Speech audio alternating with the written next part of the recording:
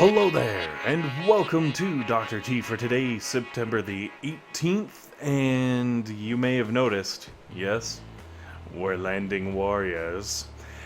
Alright, stage 1, pretty straightforward. Throw a couple of smokes right up the center, who cares about mines? Bang, bang, bang. Now, if you're actually landing with really low-level troops and having to do this proper-like, go around the right-hand side, you'll get a bunch of free GBE. You can take out the one flamethrower with no serious problems, and then take out the HQ. Moving on to stage 2. So, also, because I have all the hit points for all the different bases and everything up on the video, I just want to throw out there that if anyone is actually looking to take a crack at the Boom Beach world record for fastest Dr. T takedown time, wow, that was a lot of words. If someone is looking to take on that time, currently I believe the record sits at 3 minutes and 16 seconds. This might be your day. Maybe Off Destroy, I don't know what his in-game name is, but I know his YouTube channel is called Off Destroy. Pulled it off in 3 minutes and 16 seconds, and I'm not gonna lie to you, this is the day someone could actually beat that. If you are decked out to the nines for, I don't know, say like high-end ops or something, and you just have a buttload of troop damage and GBE, maybe take a crack at it, because all of the bases are fairly low hit points and really pretty easy to run through. And let's be honest, if you're going to take a crack at the world record of speed warriors, I guess, on Dr. T, Warrior Weekend is the weekend to do it. Like, if you lose any troops, which you undoubtedly will, you're gonna have way less, it's gonna cost you way less to replace those troops, because all the refresh costs is down 90%, and the cost of the actual troops is down 90% in gold, so like you could kind of plow through it. And the added bonus is the new instant function, because when the previous record holder did it, you'd have to do 2 taps in order to refresh your troops. Now you can do it with just the instant button in 1 tap. I don't know, maybe a bit of an edge for the new champion? Anyways, if someone does take a crack at it, let me know. Throw it down in the comments. Let me know what your Speed Dr. T record is. Mine, obviously, not so great. I think it took me about 25 minutes to make this video because, well, I sit there and I scout things out and I get numbers, and I don't think, maybe slowest all warrior Dr. T, I could take that record. That one I might be able to hold on to.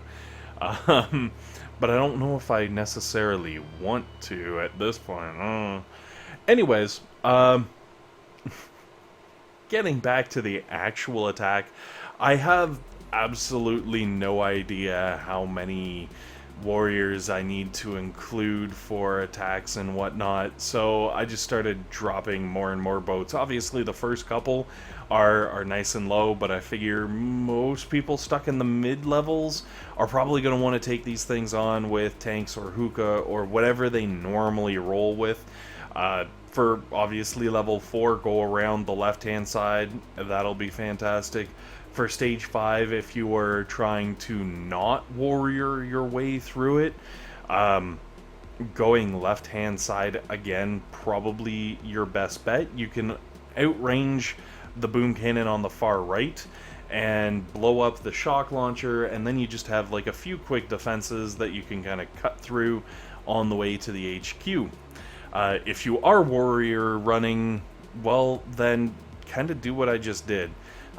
Obviously, I'm a few warriors down, so hopefully it doesn't impact anything too much, but this is where you want to kind of cut through. It helps you avoid all the mines and all that good stuff. And of course, really, you only need the 2 shocks, and it'll knock out 90% of the defenses. We'll call it 90. Maybe it's not 90, but like still, doesn't matter. Anyways, stage 6, moving on. Stage 6 is where things start getting tuned right up. Things definitely start getting more complicated. Thank goodness the critter mine bug has been fixed.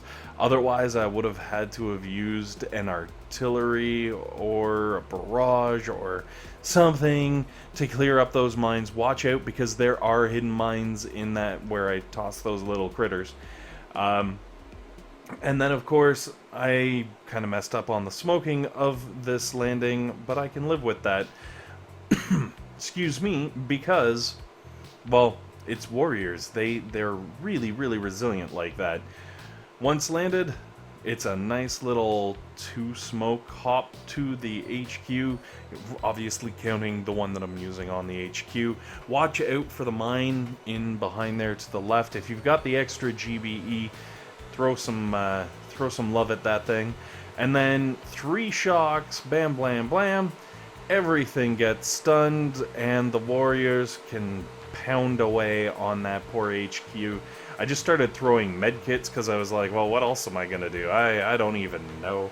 But that is stage 6 down with, I think, only 5 fatalities or casualties or whatever you want to call them. So stage 6, really easy. Stage 7, obviously, hecka harder. And it took a couple of attempts where I had to kind of toy with it in order to get that barrage just right. But if you do place the barrage on the HQ just right, it should have no problems clearing all of the mines except for the 3 down on the approach. Now, if you've got extra GBE, by all means take those out. It will save your poor warriors a whole boatload of pain, but unfortunately all I could do was toss medkits. And then 1 shock, 2 shock, and 3 shock, and hope for the best. Anyways, guys, thanks for watching. Hopefully this has been helpful. Hopefully this has been entertaining. And most importantly, hopefully you guys have a fantastic day.